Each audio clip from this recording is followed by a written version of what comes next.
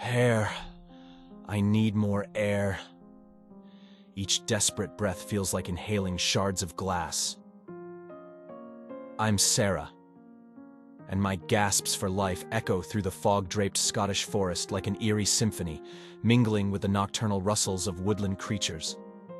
But their sounds are normal, comforting even. Mine are the erratic cries of prey on the run. My legs pound the earth, sending splatters of mud onto the hem of my tattered woolen coat. It's an old thing, worn through years and wars, handed down from my grandmother.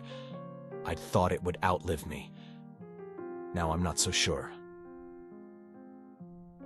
I force my eyes forward, even as they strain to glimpse what's behind me.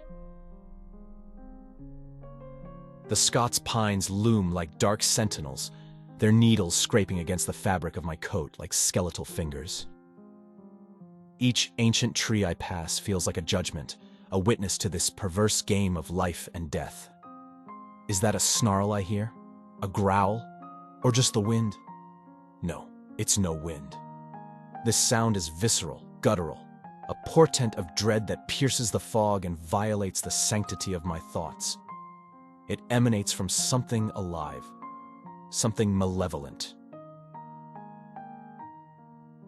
A sudden break in the cloud cover allows a shaft of moonlight to pierce the dark canopy, and for a brief instant, I see them. Eyes, yellow and unfeeling, like tarnished brass buttons on a decayed uniform. They float disembodied in the gloom, reflecting a malevolence that chills me to my core. Run, damn you, run! Ahead, a salvation of sorts comes into view. A cabin, weather-beaten and decaying, but a fortress compared to the open woods. I muster every reserve of energy and burst through the crumbling wooden door, sending it slamming against the inner wall of the cabin. I kick it shut behind me, my hands fumbling to slide a rusted iron bolt into place. Silence. The stillness now is eerie, almost surreal. It's as if the forest itself holds its breath, awaiting the unfolding drama. Each creak of the cabin's timbers, every rustle of nocturnal animals outside, amplifies the oppressive quiet. I stand frozen, my back pressed against the door as if my weight could fortify it against the horror outside. Then I hear it. The growl, low and menacing, right outside the door. My heartbeat drowns out all other sounds, a frenzied drum roll in this macabre theater. This is it. This is how I die. The moonlight shifts, casting an elongated shadow onto the grimy windowpane. A form, too monstrous to belong to any man or beast, obstructs the light. The glass shatters inwards in a shower of glittering shards. A clawed appendage, mottled fur covering sinewy muscles, snakes through the broken window, eye 'tis claws, like tarnished bayonets, flex in anticipation. The paw lunges, its claws sinking deep into my flesh, tearing through the layers of my coat and skin as if they were mere parchment. I feel muscles and tendons parting, a visceral violation that obliterates all thought, all existence, except for that moment of excruciating pain. My vision blurs, and as my screams dissolve into gurgles, I glimpse the cruel satisfaction in those yellow eyes. Then, with a force that seems to rip my very soul apart, the claws retract, pulling with them a life not yet ready to be relinquished. Darkness. It's a foggy morning, not unlike countless others in this quaint Scottish village. But for me, today feels different. As I step out of my cottage, the dew-kissed grass greets my boots with a refreshing chill, as if to cleanse them of the prior day's labor.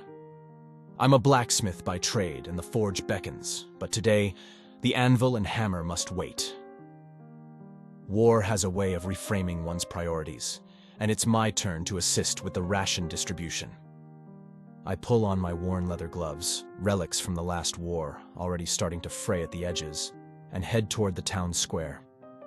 I pass by Mrs. McLeod's garden, where she's tending to her roses. They've bloomed spectacularly this year, a defiant burst of color in an increasingly gray world. "Morning, John," she calls out, not looking up from her delicate work. "Morning, Mrs. McLeod. Roses look lovely." "Ah, well, they do what they can, don't they? Just like the rest of us," she replies, her words tinged with a melancholy that has become all too familiar. The resonance of distant artillery fire punctuates our conversation. Even though the front lines are miles away, the war feels ever so close. It's a grim reminder that the safety of our small community is but an illusion, as fragile as the petals of Mrs. McLeod's roses. As I continue walking, I notice that the fog, usually a mere backdrop to our lives, seems thicker today, more oppressive. It clings to the old stone buildings and the cobblestone streets, as if attempting to obscure the harsh realities of our existence. My steps take me past the stone-walled pub, the Weary Soldier, its windows dark and its wooden door firmly shut. It's too early for its regular patrons, but the aroma of stale ale and tobacco still wafts from the cracks in its facade, like phantoms from last night's revelries. Old Mr. Ferguson, the pub owner, used to proudly display a sign saying, "Open all hours," but that was before rationing and curfews dictated a more somber rhythm to our lives. I pass the village's war memorial, a somber granite obelisk etched with the names of the fallen from the Great War.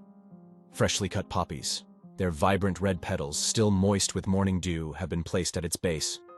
An ironic monument, I think, considering the new names that will soon need to be etched into the cold stone. The square is unusually deserted for a weekday morning. Even the pigeons, which customarily flock around Mrs. Sullivan's pastry cart, are conspicuously absent. A peculiar disquiet fills the air, as if the village itself senses the malice that has invaded its sanctity. At the far end of the square stands the rationing office, a modest building with an austere facade that belies its importance. Stacked sandbags frame its entrance, a visual reminder that, even in a quiet Scottish village, the war's influence is pervasive. I notice Sergeant Thompson in front of the office, busily perusing some paperwork. A stiff figure, Thompson is the epitome of military efficiency, but his eyes betray a weariness that no amount of discipline can mask. "Morning, Sergeant." I greet him as I approach, keen to carry out my duties and return to the familiarity of my forge. "Ah, John, there you are. Morning," he says, setting the papers aside and straightening up. "Something's off today, isn't it? Have you felt it?" A chill runs down my spine as I recall the oppressive fog and the unusual emptiness of the village square. I was thinking the same, Sergeant. It's as if the air itself is holding its breath. "Yes. Well," Thompson mutters, his gaze distant. "We've all got our duties. Best get on with them, I suppose." I nod and enter the rationing office. The air inside is stale, imbued with the odors of musty paper and damp wood. Mrs. Davis, the office clerk, greets me with a weary smile. Her fingers, ink-stained and trembling ever so slightly, continue to sort through ration books and coupons. "John, just the man I needed to see," she says, her voice tinged with relief. "Would you mind bringing this week's rations to old Maggie? You know how frail she's become." "Of course, Mrs. Davis. Anything else?" She hesitates for a moment, her eyes meeting mine. "Just be careful out there. Something's not right today. Can't put my finger on it, but..." Before she can finish her sentence, a commotion erupts outside. The sounds of hurried footsteps and anxious voices penetrate the walls of the office, demanding immediate attention. Thompson bursts through the door, his composure shattered. "John, come quickly. Something terrible has happened. Sarah's been found. But she's dead." "Dead? Sarah? Impossible!" The room spins, and my grip tightens around the bundle of ration books I'm holding. The very fabric of our community feels like it's tearing at the seams. Sarah was a pillar, known by everyone. Her sudden, inexplicable death is an aberration, one that transcends even the grim toll of the war. I follow Thompson out into the square, now flooded with villagers whose faces mirror my own shock and disbelief. Their eyes search for answers, but all they find are more questions, reflected back at them in the faces of their neighbors. As I weave through the crowd, the weight of their collective dread bears down on me like a storm cloud ready to burst. And then I see her. Sarah's lifeless body sprawled out on the cobblestones, her face contorted in a silent scream. Her once vibrant eyes are empty, devoid of the spark that defined her. Her woolen coat is tattered and there are claw marks, deep and vicious, rending her flesh in a gruesome tableau. This can't be the work of an animal. No animal could wreak such calculated havoc. The crowd is speechless, unable to fathom the atrocity before them. The fog seems to close in, as if to shield us from the terrible reality, but some truths are too stark to be hidden. As the villagers disperse, each returning to their own world of private despair, I stand there frozen, staring at the marks on Sarah's body. A harrowing thought creeps into my mind, unwelcome yet impossible to dismiss. If this is the work of a beast, then the war might not be the only horror we have to face.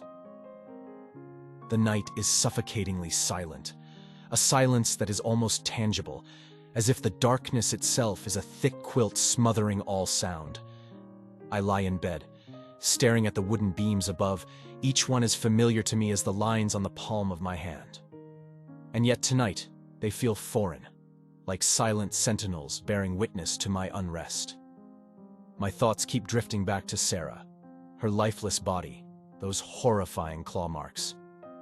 Who or what could commit such an act? And why? Just as I'm on the edge of a fitful sleep, an otherworldly howl pierces the night, tearing through the silence like a serrated blade. It reverberates through the very marrow of my bones, unsettling my soul.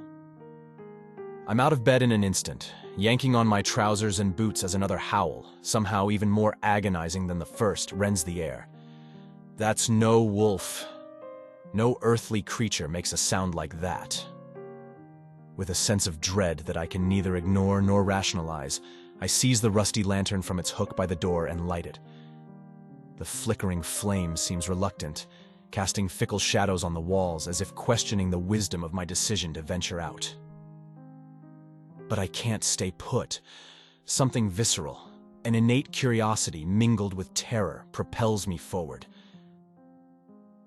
The fog outside is a nearly impenetrable veil, turning the familiar path from my cottage to the village square into an eerie labyrinth of shifting shapes and shadows. With each step, the damp earth yields beneath my boots, as if reluctant to let go. My lantern casts an anxious pool of light around me, but it feels like a meager shield against the malevolence that hangs in the air. I arrive at the square to find it as deserted as an abandoned battlefield. The fog is so dense that the surrounding buildings are nothing but faint outlines, half swallowed by the mist. The rationing office, the weary soldier, the war memorial, they all appear like ghostly apparitions, half real and half imagined. And then I see it. A shadow, or rather, the suggestion of a shadow, far larger than any man, skulking at the edge of the square. My heart pounds in my chest, each beat a frantic drum roll that drowns out all rational thought. As quickly as it appeared, the shadow melds back into the fog, leaving me to question whether it was ever there at all. What was that? A trick of the light? My own fears made manifest? Or something far more sinister? The howl echoes again, this time so close that I feel it vibrate through the ground beneath me. A primal fear takes hold, urging me to flee, to seek the sanctuary of hearth and home. But as I turn to leave, my lantern's feeble light falls upon something on the ground near the war memorial.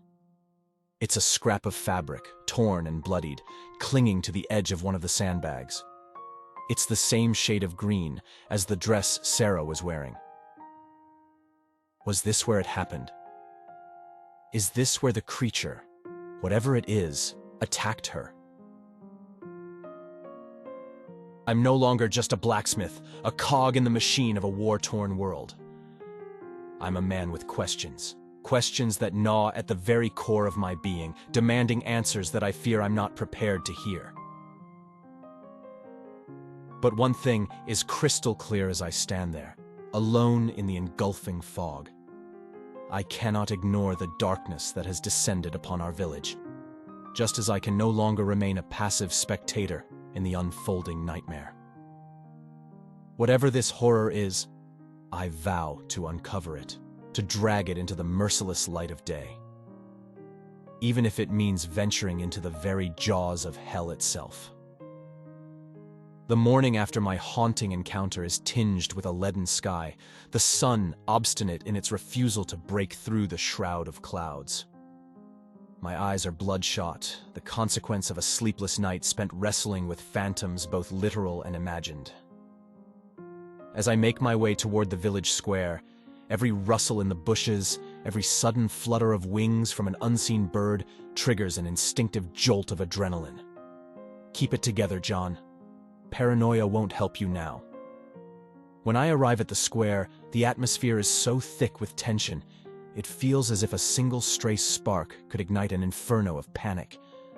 Clusters of villagers huddle together, their voices low but punctuated by sharp gestures and emphatic shakes of the head.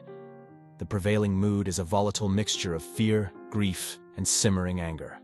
Their faces may not show it overtly, but I know they're asking themselves the same questions that have been haunting me.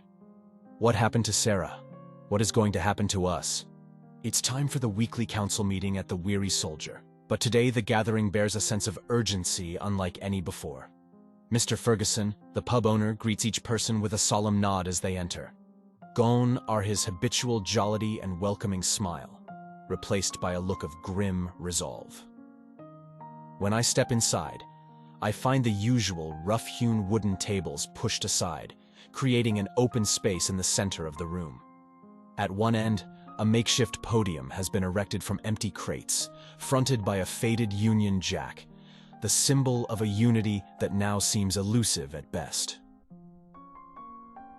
Sergeant Thompson stands at the podium, a man burdened by responsibility but unwilling to show it. He clears his throat, drawing the room's collective attention. Ladies and gentlemen, we convene under grim circumstances. Sarah's loss is felt by each and every one of us, but we must also face the reality that her death was not ordinary. I've seen my share of battles and the wounds that come with them, and I can say with certainty, what befell Sarah was not the work of a man. Murmurs ripple through the crowd. Thompson's words, somber and unequivocal, have articulated the nebulous fears haunting each villager. Moreover, Thompson continues, we can't rule out the possibility that this is related to the— He hesitates, searching for the right words. Disturbances we've heard at night. Those sounds are not natural. So I wasn't the only one who heard it. My hands tighten into fists, nails digging into the palm of my hand. The physical pain serves as a momentary anchor, pulling me back from the spiraling vortex of my thoughts. Thompson opens the floor to discussion, and a cacophony of voices fills the room. Accusations are hurled, theories posited, and old grudges rekindled. The atmosphere grows increasingly fraught, yet no one speaks the word that lingers on everyone's tongue, a word synonymous with an ancient terror that haunts the collective unconscious of our village: werewolf. 2 days have passed since the unsettling council meeting, and the village is suffused with a heavy, almost palpable atmosphere of dread. No one ventures out after dark.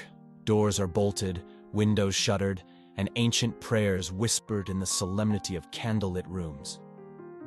And yet, that disquieting howl continues to break the nocturnal silence, a malevolent refrain that no barricade can mute.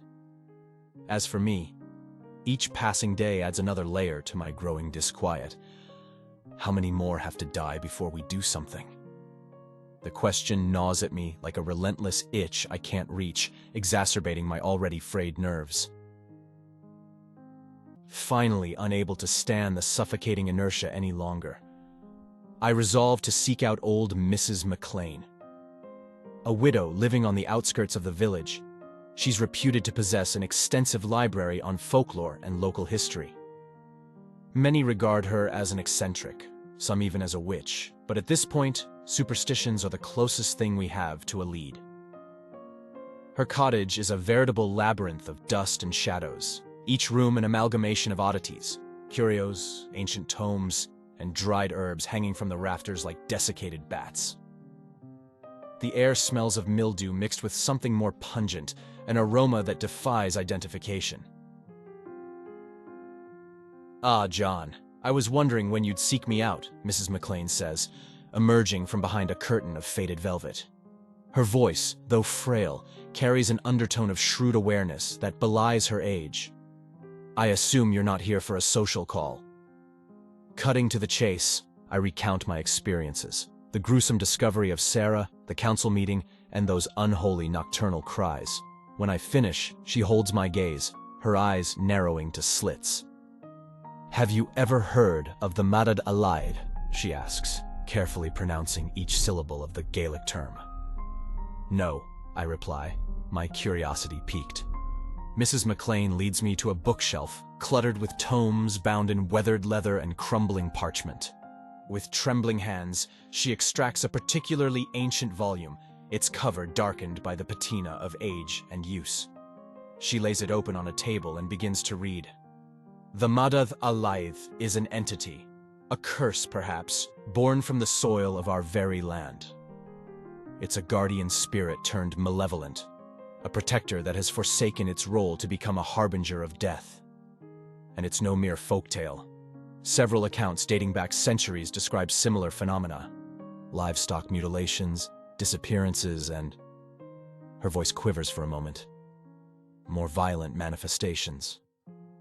Suddenly, the fog of confusion that has clouded my thoughts begins to lift, replaced by a chilling clarity. Could this be the monster that we're facing? An ancient evil reawakened by the very war that has consumed the world beyond our village? Mrs. McLean closes the book, breaking my reverie. "It's not enough to know what it is, John. The question is, what are you planning to do about it?" Her words weigh on me as I take my leave, each step heavy with the magnitude of my newfound knowledge. What started as an insidious mystery has now expanded into a realm that defies both reason and sanity. Yet, a grim resolve fortifies my spirit. This ends now. I will not stand idly by as my village, my home, is consumed by an ancient malevolence. If it is a fight that this Madadh-allaidh seeks, then a fight it shall have. I return home, my mind ablaze with strategy and conjecture, yet tempered by the sobering realization that I may be delving into forces far beyond human comprehension. And as night falls, plunging the world into darkness, both literal and metaphorical, I can't help but wonder what cost will be exacted for the audacity to challenge the shadows that have fallen over us.